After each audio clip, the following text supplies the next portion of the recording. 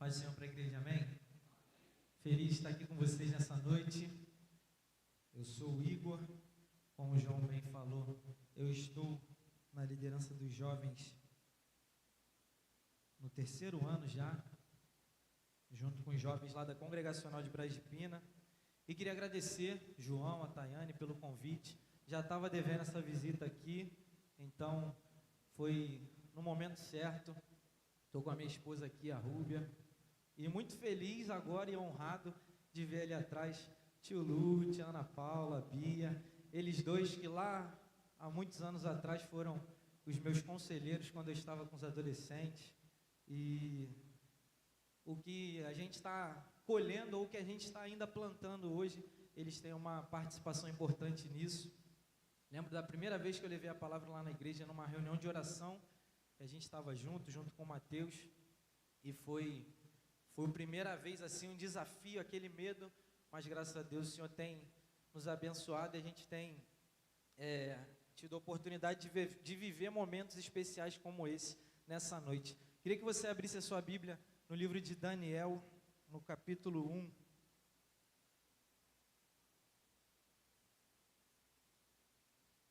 Daniel, capítulo 1. É um texto muito conhecido, mas eu creio que o Senhor quer falar aos nossos corações nessa noite ainda através dele. Daniel capítulo 1, a gente vai ler o versículo 8, só a primeira parte do versículo 8, que diz assim: Daniel, contudo, decidiu não se tornar impuro com a comida e com o vinho do rei. Talvez a versão de vocês seja um pouco diferente, mas não tem problema. O importante é o entendimento do que está sendo falado no versículo. Eu vou ler mais uma vez. Daniel, contudo, decidiu não se tornar impuro com a comida e com o vinho do rei. Só para a gente contextualizar o que está acontecendo aqui nesse momento no livro de Daniel. No início do capítulo 1 vai dizer que a Babilônia, ela dominou Jerusalém. Então o povo israelita, eles estavam sendo dominado pelo povo da Babilônia. Então esses jovens, vocês conhecem a história de Daniel, seus amigos e outros jovens que estavam ali a partir de agora a serviço do rei, eles não estavam ali por vontade própria. Eles não estavam ali porque eles se candidataram para uma vaga e foram escolhidos. Na verdade, eles estavam ali por livre e espontânea pressão. Eles estavam ali cativos, eles estavam ali como escravos, eles estavam sob o comando do rei Nabucodonosor naquele momento. Então, quando a gente diz que eles estavam ali como escravos, a gente sabe que o escravo ele não tem vontade própria. O escravo ele não tem direito de escolha, o escravo não tem direito a regalias. E a gente vai ver aqui no decorrer do capítulo 1, que o rei ele diz que esses jovens eles vão comer da comida da mesa do rei. Partindo do pressuposto do que a gente entende sobre escravidão, a gente imagina o quê? Que um escravo ele vai comer da sobra, vai comer do resto, ele vai comer da comida que é menos cara, digamos assim, aquela que não enche tanto os olhos da gente. Mas aqui é diferente. Esses jovens eles recebem a honra, digamos assim, de comer da comida do rei, da mesa do rei. E aí Daniel e os seus amigos, como eu falei, eles não estavam ali porque eles queriam, mas ainda assim eles precisaram cumprir alguns requisitos para poder estarem ali nessa posição a serviço do rei, nesse momento. E aí eu sei que você não fechou sua Bíblia, e a gente vai lendo alguns versículos aqui ao longo da palavra, e agora a gente vai ler os versículos 3 e 4, que fala sobre esses requisitos que esses jovens precisavam atender para estarem ali. Depois o rei ordenou a Aspenaz, o chefe dos oficiais da sua corte, que trouxesse alguns dos israelitas da família real e da nobreza. Então esses jovens eles eram da família real e da nobreza. E eles deveriam ser jovens sem defeito físico, de boa aparência, cultos, inteligentes, que dominassem vários campos do conhecimento e fossem capacitados para servir ao rei no palácio. Ou seja, esses jovens não eram jovens qualquer. E aqui quando eu falo jovem, a gente está num culto de adolescente, vale para todos nós, vale para os jovens mais velhos, vale para os jovens mais novos, vale para todos nós isso que a gente está falando aqui nessa noite. Esses jovens, eles eram diferenciados, eles tinham algo de especial. Então vai dizer que na sua aparência física eles eram bonitos. Então Daniel era um cara bonito, era um cara inteligente, era um cara culto. E cada um deles tinha a sua especialidade, cada um deles tinha domínio ou tinha conhecimento maior em alguma área. Seja na área, aí chutando, tá gente? Um talvez fosse melhor em matemática, o outro talvez tivesse algum domínio na área da saúde, enfim. Cada um tinha um talento especial e por isso eles foram escolhidos. Então esse era o contexto do capítulo 1 aqui, do que a gente leu no versículo 8. E aí como eu falei sobre a minha versão talvez ser diferente da de vocês, no versículo 8 a gente leu que Daniel, ele decidiu, certo? Daniel, ele, isso aí, para a gente ficar acordado.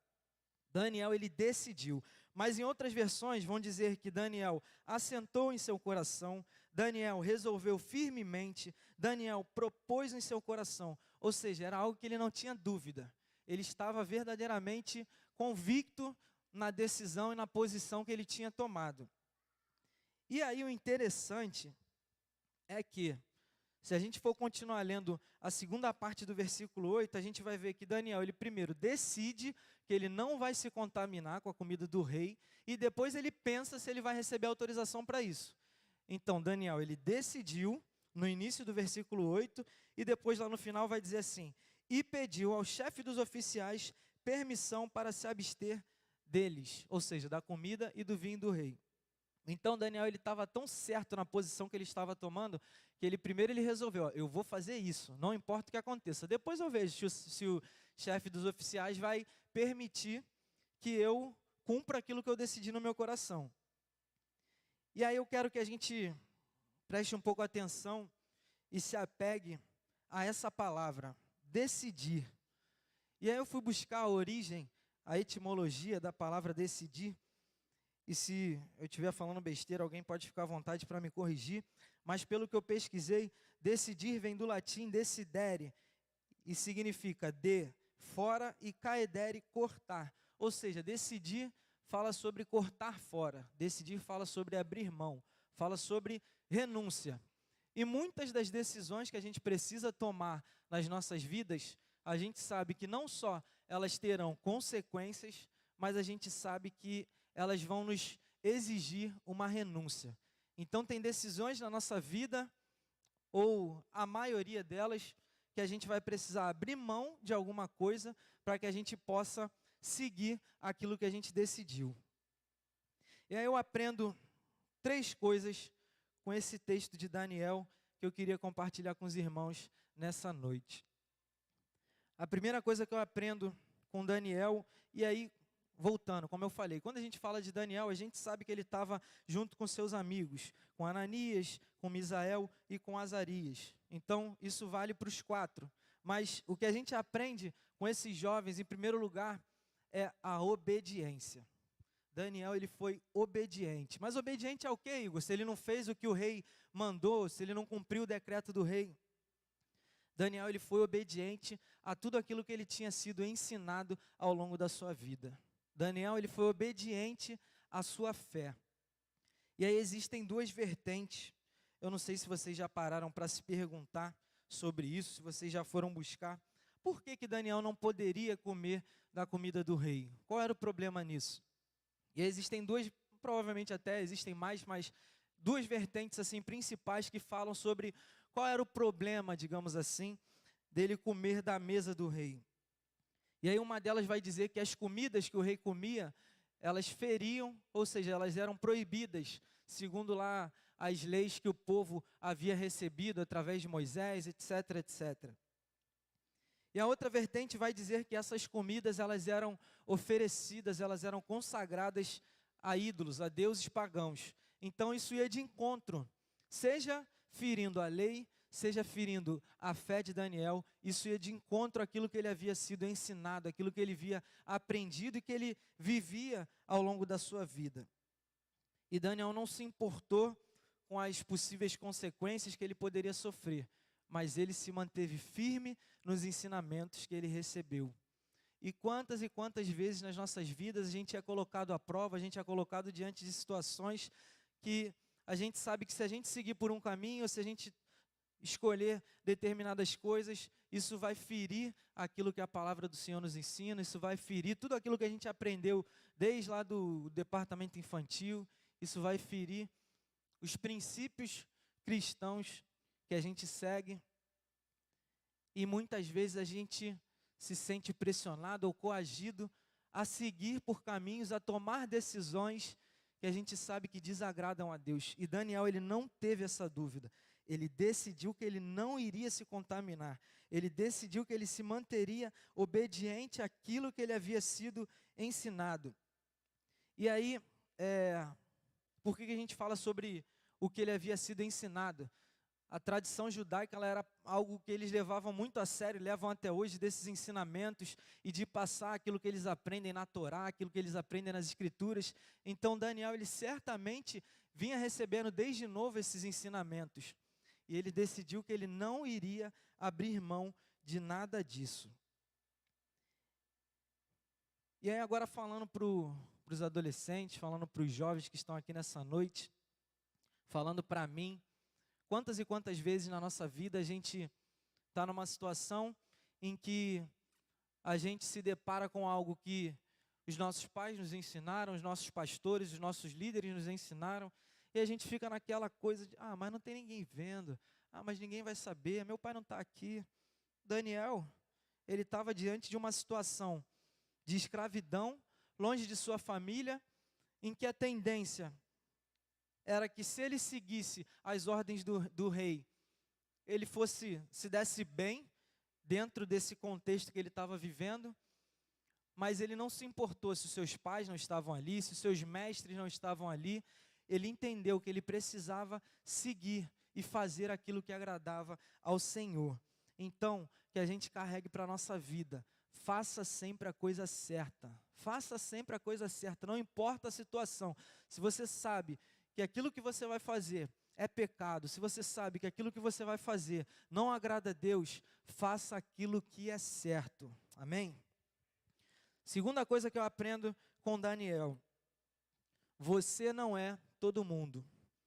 Quem já ouviu essa frase aqui do pai, da mãe, de alguém? Uma galerinha já ouviu, né? Tem outros que ficaram com vergonha. Mas eu já ouvi, tenho certeza que cada um aqui já ouviu, do pai, da mãe, da avó, de alguém. Pô, pai, pô, mãe, mas eu vou fazer tal. Todo mundo vai para tal lugar, todo mundo vai nessa festa, todo mundo está comprando tal coisa. E aí a sua mãe fala para você o quê? Seu pai fala o quê? Você não é todo mundo. E Daniel, naquele momento, ele teve diante de uma situação em que todo mundo estava seguindo as ordens do rei. Daniel e seus amigos, eles entenderam que não é porque todo mundo está fazendo que eu vou fazer também. Não é porque todo mundo está pecando que eu vou pecar também. Não é porque todo mundo está cedendo às tentações, está cedendo ao pecado, que eu vou ceder também. E é interessante que na quinta-feira a gente teve um encontro lá na igreja. A gente começou no início do ano. A gente tem, pastor, uma conversa, um bate-papo com os homens numa sala e com as mulheres, só a galera da juventude, na outra sala. E cada vez é uma pessoa, um casal, que conduz esse encontro, e a gente não sabe, a gente chega lá sem saber qual é o tema. É um bate-papo que a gente tem e que tem sido muito interessante, que todo mundo tem oportunidade de compartilhar alguma coisa. No último que a gente teve um momento de confissão de pecados. Então, algo que na simplicidade o Senhor tem trabalhado. E na última quinta-feira, o tema foi, eu sou influenciado ou eu sou um influenciador? Até que ponto eu me deixo influenciar pelas coisas do mundo? Até que ponto eu absorvo tudo aquilo que eu sou impactado no Instagram, nas redes sociais e no dia a dia, com os nossos amigos, etc, etc. E aí eu deixo essa pergunta para você. Você é uma pessoa influenciada ou influenciável, ou você é uma pessoa que é um influenciador? E aí quando a gente fala de influenciador, a gente pensa já nas blogueiras e tal, e parceria, e não sei o quê, aquela vida mentirosa muitas vezes no Instagram, mas que enche os nossos olhos. E na verdade, nós fomos chamados para sermos influenciadores. Nós fomos chamados para fazer a diferença na vida das pessoas. Nós fomos chamados para ser sal da terra e luz do mundo, como o João leu no início. E eu já tinha separado aqui para ler também, você não precisa abrir, mas eu vou ler novamente para reforçar aquilo que nós falamos. Está lá em Mateus 5. Mateus 5, a partir do versículo 13, vai dizer: vocês são o sal da terra, mas se o sal perder o seu sabor, como restaurá-lo? Não servirá para nada, exceto para ser jogado fora e pisado pelos homens. Vocês são a luz do mundo. Não se pode esconder uma cidade construída sobre um monte. E também ninguém acende uma candeia e a coloca debaixo de uma vasilha. Ao contrário, coloca-a no lugar apropriado e assim ilumina a todos os que estão na casa. Assim, brilha a luz de vocês diante dos homens, para que vejam as suas boas obras e glorifiquem o Pai de vocês que está nos céus. Nós fomos chamados para sermos vistos. Você foi chamado para ser visto. Ah, Igor, então tem que aparecer, eu tenho que ser famoso, eu tenho que ser isso. Não. As suas obras, a sua vida tem que glorificar o nome de Cristo. As pessoas têm que olhar para a gente e ver algo diferente. Se a gente está no meio de uma multidão de trevas e a gente não é luz, a gente não está fazendo nada certo, a gente não está colocando em prática aquilo que a gente tem aprendido aqui todos os domingos e todos os dias de culto, jovem, culto dos adolescentes, etc, etc. Então nós fomos chamados para ser luz, e a luz chama a atenção. Se a gente apagar essas luzes aqui e eu acender uma lanterna, a lanterna do meu celular, por menor que seja, ela vai chamar a atenção de vocês. E nós fomos chamados para sermos influenciadores, para mostrarmos para as pessoas o caráter de Cristo, para levarmos para o mundo a alegria que o mundo precisa e que muitas vezes as pessoas buscam em diversas coisas, em diversas pessoas, em diversas situações e não encontram. Elas nunca vão encontrar a verdadeira alegria, aquela alegria que nos deixa pleno, que enche nosso coração e que nos faz estar aqui num sábado à noite, onde a gente poderia estar nas nossas casas, onde a gente poderia estar em uma festa, em qualquer outro lugar. É o amor por Cristo, é a alegria da salvação que a gente cantou aqui nessa noite, que é o que nos faz estar aqui. Então nós fomos chamados para sermos influenciadores. Não se deixe influenciar pelos outros jovens que foram escolhidos pelo rei e que estão lá desfrutando do banquete do rei. Faça a diferença, faça aquilo que o Senhor te chamou para fazer. Amém? E aí voltando um pouco sobre aquela palavrinha que eu falei que me chamou a atenção e que eu queria que fosse o foco da nossa conversa, da nossa palavra aqui nessa noite. E como eu já falei, toda decisão a gente sabe que gera consequências, certo? E essas consequências podem ser boas ou podem ser consequências ruins. Interessante que pensando sobre essa palavra, essa reflexão, eu me lembrei de 2 exemplos. E na quinta-feira, a gente falou nesse encontro nosso sobre esses 2 exemplos. E aí um exemplo, quando a gente pensa em desobediência, de um personagem clássico da Bíblia, a gente pode falar sobre Adão e Eva, a gente pode falar sobre uma série de pessoas, mas eu me lembrei de Jonas, que foi enviado por Deus para uma missão, foi chamado por Deus para fazer uma missão, e o que ele fez? Fugiu. O que Jonas fez? Desobedeceu. Não foi pelo caminho que o Senhor tinha ordenado a ele. Não sei se a influência pelo medo do povo, não sei se a influência pelo seu coração duro, porque achava que aquele povo não merecia ser alcançado pela graça de Deus. Mas Jonas, ele falou, eu não vou, e correu e sofreu as consequências da desobediência dele. E aí outro personagem que eu pensei, a gente falou sobre ele essa semana também, foi José, que foi um homem que tinha todos os motivos para abrir mão da sua confiança em Deus, para achar que Deus tinha esquecido dele, que tinha abandonado ele, mas José, ele permaneceu fiel. crendo que aquilo que o Senhor tinha falado, crendo que aquilo que o Senhor tinha mostrado para ele, que iria se cumprir. E às vezes nas nossas vidas a gente toma decisões que elas vão nos levando para caminhos que a gente nem espera, nem imagina. A gente se prepara ao longo da vida, imaginando no mundo ideal um caminho para a gente, um caminho, uma trajetória profissional, uma trajetória acadêmica, ou uma trajetória pessoal, espiritual. E aí o Senhor, Ele, daquela forma interessante que só Ele faz, entre aspas, meus irmãos, com respeito, Ele bagunça tudo. Ele fala, não é do jeito que você está pensando, não é pelo caminho que você está pensando.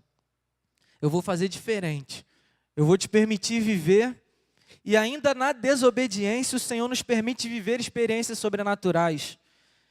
Jonas, ele viveu algo sobrenatural, e ele viu a boa mão de Deus, mesmo estando em desobediência, mesmo não tendo sido fiel àquilo que ele havia sido chamado para fazer. E Jonas viu a mão de Deus, viu o cuidado de Deus e viu o sobrenatural de Deus na vida dele. E aí, falando sobre essas decisões, a adolescência, o final da adolescência, ali o início da juventude, é um momento em que a gente é obrigado a tomar muitas decisões. Às vezes, a gente precisa definir, às vezes não, a gente precisa definir qual faculdade que a gente vai fazer, ou um curso específico para uma área que a gente imagina que seja a área que a gente vai trabalhar. A gente, às vezes, decide se envolver com uma pessoa. A gente decide, a partir ali dos 16 anos, o caminho que a nossa vida vai levar, politicamente falando, se a gente vai votar no político A, no político B, e a gente vai tomando decisões nas nossas vidas. E há algumas decisões que a gente toma que elas não são tão relevantes, elas não são tão importantes, elas não vão mudar o curso da nossa vida. A roupa que eu escolhi hoje, ela não é uma decisão relevante. É importante a gente estar bem vestido, estar bem arrumado, a gente vai estar aqui na casa de Deus, mas ela não é uma decisão, obrigado, que vai mudar as nossas vidas. Agora, existem decisões que elas podem efetivamente impactar e mudar e trazer consequências que vão afetar a nossa história, a nossa trajetória, a nossa caminhada. E quando a gente pensa sobre essas decisões, eu não quero dizer que elas vão afetar negativamente. Tem decisões que a gente toma quando a gente é adolescente, quando a gente está no início da juventude, e que vão nos dar um caminho bom, vão nos levar por um caminho bom para o resto das nossas vidas. E hoje eu vou pedir licença, porque no dia 15 de abril de 2013, eu estava tomando, pastor, uma decisão muito importante que mudou a minha vida, que era pedir a minha esposa em namoro ainda. E hoje a gente está comemorando 10 anos juntos. Eu agradeço a Deus porque o Senhor, Ele é incrível, Ele faz as coisas, como eu falei, de uma maneira até engraçada. E a gente começou a namorar oficialmente, o pedido foi feito numa outra igreja, numa igreja após o culto, que era algo que o Senhor tinha falado com a gente, tinha mostrado para a gente, e hoje o Senhor nos trouxe aqui novamente para comemorar esses 10 anos juntos, no melhor lugar possível. A gente poderia estar num restaurante caro, a gente poderia estar viajando, mas a gente está no melhor lugar, e que foi na presença de Deus que o nosso relacionamento se iniciou, e hoje a gente está aqui, hoje eu estou aqui glorificando a Deus por esse momento, por tudo que a gente tem vivido. E é uma decisão que mudou o rumo da minha história. Um dia eu vou ter oportunidade de voltar aqui para falar um pouco da minha história de vida, mas se ela não estivesse comigo, se talvez eu não tivesse decidido, e para falar bem a verdade, foi Deus que decidiu pela gente, tá? Porque a gente mesmo não botava muita fé. A gente achava que não ia vingar. Mas Deus, Ele mostrou, é isso, são vocês dois juntos. E essa foi uma decisão que foi essencial para que hoje eu estivesse aqui. Então, as nossas decisões, muitas vezes, elas vão refletir o nosso nível de intimidade com Deus, o nosso nível de confiança em Deus, que é aquele momento que a gente fala, Senhor, eu não sei o que fazer, decide por mim. Ou então, Senhor, me mostra se isso que eu entendo que seja o melhor, a melhor decisão, se está de acordo com a sua vontade. E tanto eu como ela já tínhamos namorado com outras pessoas, E pela primeira vez na nossa vida a gente falou, não, a gente precisa pedir a orientação de Deus. E é simples, irmãos, é só pedir. O Senhor, Ele quer nos mostrar o caminho, Ele quer ter essa intimidade com a gente, da gente falar com Ele, poxa Deus, eu não sei o que eu faço, eu não sei qual curso que eu vou escolher lá para a faculdade, eu não sei se eu mudo de emprego, se eu não mudo, amém, João? Eu não sei o que eu vou fazer, mas quando a gente pede a direção para Deus, o Senhor, Ele faz, o Senhor, Ele responde, o Senhor, Ele nos mostra o caminho. Então, muitas vezes, as nossas decisões, elas vão refletir o nosso nível de intimidade e de confiança em Deus. Mas, obviamente, as nossas decisões, elas podem ser influenciadas também pelas nossas convicções, pelas ideologias que a gente vai absorvendo ao longo da vida. Elas podem ser influenciadas pelos nossos posicionamentos políticos, pelos nossos objetivos de vida. Então, às vezes, você coloca tudo à frente do ministério que o Senhor te chamou. Você fala, não, eu preciso me formar, eu preciso ter um bom emprego, eu preciso ter uma vida confortável, e depois eu vejo se eu tenho alguma utilidade para a obra de Deus, depois eu vejo se o pastor está precisando de mim para alguma coisa, depois eu vejo se o João e a Tayane têm alguma coisa para eu fazer junto com os adolescentes. Então, talvez os seus objetivos, aquilo que você coloca em primeiro lugar na sua vida, possam fazer a diferença nos rumos ou nas decisões que você vai tomar. Ah, não, eu estou no momento que eu quero curtir, eu estou no momento que eu não quero saber de nada, eu não quero compromisso com nada, nem com Deus, nem com trabalho, nem com ninguém. Então estou deixando a vida me levar, como diria o poeta. Mas o Senhor, Ele quer ter influência sobre as nossas decisões. Ele quer ser o grande motorista das nossas vidas. A gente fala sobre entregar o controle nas mãos de Deus, e quando a gente entrega o controle nas mãos de Deus, não adianta a gente querer ficar igual no carro da autoescola, pisando, vai devagar, vira para cá, aí pisa no freio, se mete no que o aluno está fazendo. Não, é você ficar ali no carona, reclinar o banco e descansar e falar, Senhor, é contigo, leva aqui o carro da minha vida, toma os rumos da minha história e faz aquilo que o Senhor quer fazer, amém? Então a gente falou que a gente aprende com Daniel sobre obediência, a gente aprende a importância de ser obediente, a gente aprende que nós não somos todo mundo e nós devemos ser influenciadores. E terceiro, já partindo para o final, a gente aprende em confiar em Deus. Será que a sua confiança está verdadeiramente no Senhor? Daniel, como a gente falou lá no início, ele primeiro decidiu e depois ele foi procurar saber se o chefe dos oficiais, ou seja, o Senhor que estaria cuidando dele, que estaria dando as ordens para a vida dele, iria autorizar com que ele não comesse da comida, não bebesse do vinho do rei. Ele decidiu, então ele não teve medo das consequências. Ele já era escravo, mas ele não poderia sofrer um castigo ainda pior. Ele não poderia, ser morto. Ele não poderia, quem sabe, de repente, ser lançado na cova dos leões, numa fornalha. Não poderia acontecer tudo isso, como aconteceu com ele, com seus amigos. E ele não teve medo das consequências daquilo que ele estava decidindo. E ele não teve dúvidas de que ele seria honrado por Deus. Irmãos, eu não estou aqui para dizer que quando a gente decide seguir o caminho de Cristo, que a nossa vida vai ser uma maravilha. Quando a gente decide fazer a vontade de Deus, que a gente vai viver um mar de rosas, que tudo vai dar certo. Não é isso. Jesus, ele já disse que no mundo a gente teria aflição. Não é que talvez a gente tivesse. A palavra do Senhor, se eu não me engano, em Isaías, mas posso estar errado, diz, quando passares pelo fogo, quando passares pelas águas, não é? Se você passar, quando você passar, mas quando você passar pelo fogo, o Senhor vai estar contigo. Quando você passar pelas águas, o Senhor vai estar cuidando de você, vai estar abrindo um caminho no deserto, como a gente cantou. Quando você tiver as aflições que vêm normalmente nas nossas vidas, o Senhor Jesus, ele diz, tem de bom ânimo, ou seja, segura a tua onda aí, aguenta firme, porque eu venci o mundo.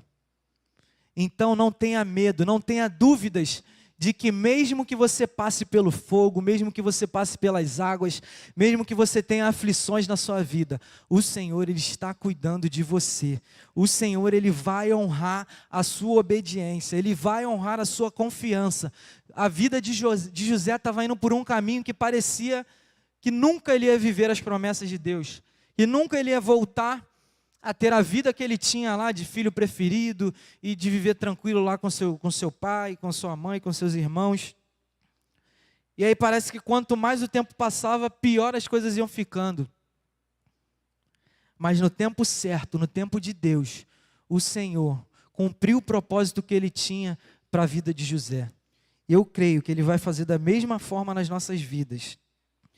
E no versículo 9, vai dizer assim: e Deus fez com que o homem fosse bondoso para com Daniel e tivesse simpatia por ele. Qual a obrigação que aquele homem tinha de ser amigo de Daniel, de agradar Daniel, de atender a um pedido de Daniel? Nenhuma. Ele estava ali a serviço do rei. Aqueles jovens estavam ali para servir ao rei, para serem preparados para servir ao rei. Mas o Senhor aqui vai dizer que Deus fez, ou seja, Deus honrou a obediência, a confiança de Daniel, a decisão que ele tomou. Ele fez com que o homem, com que o chefe dos oficiais fosse bondoso e ainda tivesse simpatia por Daniel. Ele podia simplesmente falar: tá bom, Daniel, você não vai comer, então fica com fome aí e se vira. Não, mas ele ainda teve a simpatia de Daniel para atender a sugestão que Daniel deu, de comer os vegetais, de beber água. Então o homem ainda teve simpatia por ele. Versículo 12 e versículo 13 vai dizer assim: peço-lhe que faça uma experiência com os seus servos durante 10 dias. Não nos dê nada além de vegetais para comer e água para beber. Depois compare a nossa aparência com a dos jovens que comem da comida do rei e trate os seus servos de acordo com o que você concluir. Será que você teria essa coragem que Daniel teve? Será que você teria essa confiança em Deus que Daniel teve? Fulano de tal, deixa eu ficar aqui sem comer dessa comida do banquete do rei. Sem comer do banquete do rei. Me dá só vegetal, me dá só água. Que eu garanto que vai dar certo. Daqui 10 dias você vai confirmar se deu certo ou não. Daniel, ele tinha confiança em Deus.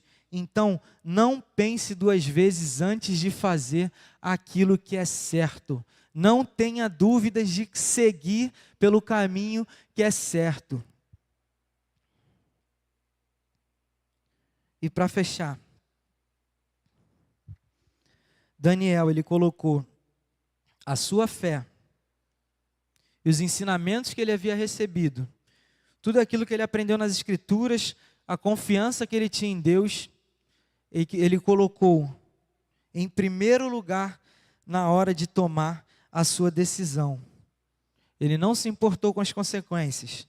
Ele trouxe uma solução para aquele problema. E ele foi honrado por Deus. No versículo 15 ao 17 vai dizer: passados os 10 dias, eles pareciam mais saudáveis e mais fortes do que todos os jovens que comiam a comida da mesa do rei.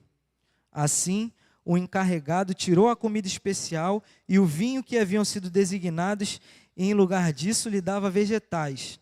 A esses 4 jovens, Deus deu sabedoria, inteligência para conhecerem todos os aspectos da cultura e da ciência. E Daniel, além disso, sabia interpretar todo tipo de visões e sonhos. Não é que aqueles jovens, não é que Daniel, no final, ele estava ali magrinho, mas estava sobrevivendo, estava segurando a onda, estava com a cara de abatido, mas estava ali se mantendo firme. Não. O Senhor deixou ele ainda mais forte do que os outros jovens. Então, às vezes, a gente olha para o lado e vê nossos amigos, vê determinadas pessoas crescendo na vida profissional e comprando seu carrinho e tendo uma casa boa, e a gente olha para a nossa vida: caramba, parece que nada está dando certo, parece que as coisas não estão fluindo. E não necessariamente a gente está fazendo a coisa errada, não. Às vezes a gente está ali se dedicando, a gente é temente a Deus, a gente está estudando, a gente está trabalhando.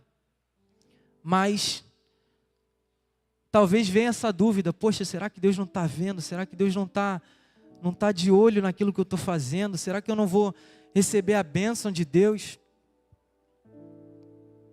E a sua obediência, a sua confiança, você entender que você não deve ser influenciado pelo mundo, vão te levar a um lugar de honra, vão te levar a um lugar em que você vai ser mais forte do que os outros, vão te levar a um lugar em que você vai ser mais saudável do que os outros, vão te levar a um lugar em que o Senhor vai te abençoar com inteligência, com sabedoria, com dons, com coisas sobrenaturais.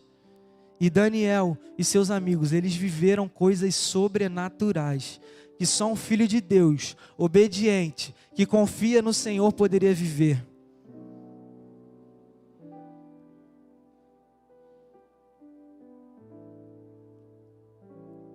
E eu não sei se nessa noite você está feliz com as decisões que você tem tomado. Eu não sei se em algum momento da sua vida você tomou decisões que desagradaram a Deus e que te levaram para um caminho que você acha que não tem mais volta. Mas o Senhor, Ele está de braços abertos nessa noite te esperando. O Senhor, Ele está pronto para mudar o rumo da sua história e dar uma reviravolta de 360, assim como foi na vida de Jonas, que estava lá na barriga do peixe e achava que já seria o fim dele, mas ele entendeu que havia um Deus que estava ali pronto para perdoar, para restaurar o seu relacionamento com Ele. Ele entendeu que havia um Deus amoroso, ele entendeu que havia um Deus misericordioso e que Ele não olha para os nossos defeitos, Ele não olha para os nossos problemas, Ele não olha para os nossos pecados, porque eu e você não merecemos nada que venha do Senhor, mas é pela graça de Deus, aquela maravilhosa graça que a gente cantou agora há pouco, que Ele nos alcançou, que Ele nos ama, que Ele morreu na cruz. É por essa graça que nós estamos aqui nessa noite. É pela graça de Deus que eu estou vivo, que eu estou de pé aqui hoje. Eu não sei se você tem pedido a Deus orientação nas suas decisões, ou se você tem tomado as decisões que te dão na telha, que você acha que são melhores para você. E muitas vezes a gente escolhe caminhos sem perguntar para Deus qual seria a melhor decisão. E depois a gente fica: poxa, Senhor, mas por que isso está acontecendo comigo? Ou então pior, a gente ainda tem a coragem de colocar a culpa em Deus pelas decisões erradas que a gente tomou. Quantas vezes na nossa vida a gente toma a decisão por nossa conta e depois fica pedindo socorro a Deus: ah, Senhor, me ajuda. E Deus quer te ajudar. Deus, Ele está pronto para te ajudar. Deus, Ele está ansioso para ver você se rendendo aos pés dEle nessa noite. E você falando: poxa, Senhor, eu sei que eu tomei decisões na minha vida que talvez nem me afastaram da igreja, mas me afastaram daquele primeiro amor, me afastaram daquele relacionamento que eu tinha contigo, ou decisões que me trouxeram dores, que me trouxeram feridas e que me machucam, decisões que me trouxeram mágoas, que me trouxeram coisas ruins e que deixaram meu coração como um coração de pedra.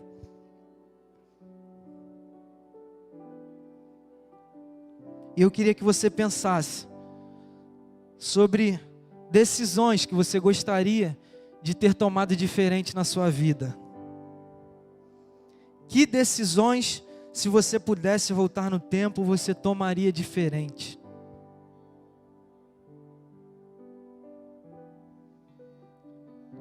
E essa é uma noite de decisão. Essa é uma noite de você decidir que você quer viver algo sobrenatural, que você quer ir além na presença de Deus, que você quer ter um relacionamento mais íntimo com Deus, de que você quer entregar o controle da sua vida para Deus, de que você quer que Ele dirija os seus passos, Decida por Cristo nessa noite. Decida por mudar os rumos da sua vida nessa noite.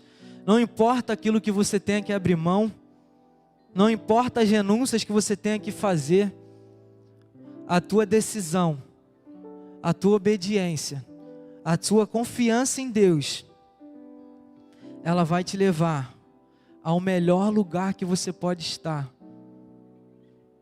A presença de Deus é o melhor lugar que a gente pode estar. E o Senhor, Ele está de braços abertos para cada um de nós nessa noite. Não é só para quem nunca aceitou a Jesus, não é só para quem está afastado dos caminhos do Senhor.